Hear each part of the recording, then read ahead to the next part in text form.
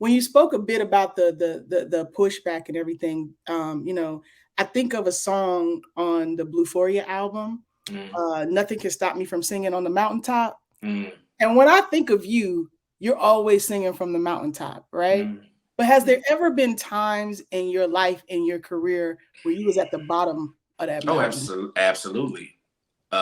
During that Wines and Spirits period, Mm. which was my fourth album, Mm-hmm. um, songs like Pitch Black, um, Stop Breaking My Heart, even, that was a period where it was quite dark for me. Mm. Also, After Hours was a darker period. And both of those records were created during a time of grieving. Okay. The passing and transitioning of my father. Mm. So 4 years in, 2 years in actually, Mm-hmm. 2 years after his transition, I started working on After Hours. And no, that's not true. I started working on it 2 months after he passed away. Mm. And it wasn't until 2 years after that it started to really impact me. And I started to feel the loss. Wow. So it took some time. Oh, God, yeah.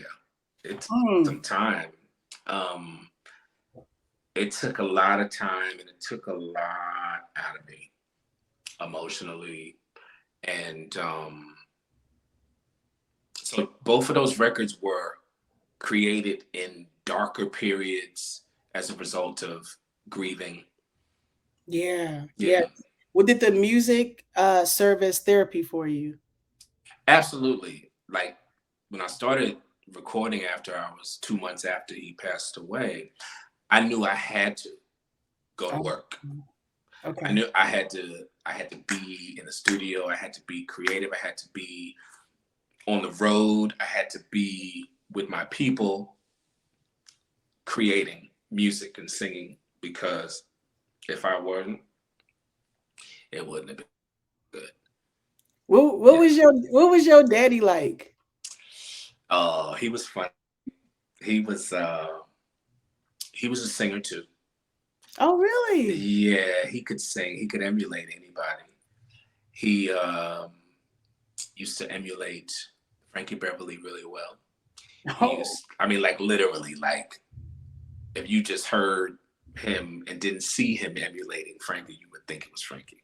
oh, wow. James Brown, he could emulate very well. But he was funny. He was very charismatic. Mm-hmm. Um, and he loved music. He loved great art. He's responsible for the level of passion that I have for music and art. Mm. He was, my parents were Studio 54 era parents. And so, my daddy would come home mad late, early in the morning, 4 hours before having to wake up to go to work. And, he always had a DJ set up, 2 turntables, mixer, albums, all that. And my room would always be against the wall from the living room. So he would come in mad late, lit, and turn and play music at 3, 4 in the morning, loud. Wow. And literally, it would wake me up, And when he would do that, though, I would be excited. Mm-hmm. You know what I mean? And then he would come in my room and he would pull me out to bed and he would stand out. He would bring me out in front of the turntables and the speakers and he would make me listen to certain parts of certain songs over and over and over. Like, he would describe what was happening in the song. He would ask me if I could hear the melody of what a guitar was playing. You know what I mean? And he just awakened me to have the ear to be able to listen and dissect, you know, Mm-hmm. and that level of dissection and focus created the passion that I have, which ultimately has helped to mold me into the artist that I am, to make the music that I do. I feel like you was in a master class. Totally. Just standing there with him at 4 a.m. while he high as hell, you know, and, you know, just really pouring into me and giving me a gift. Mm-hmm.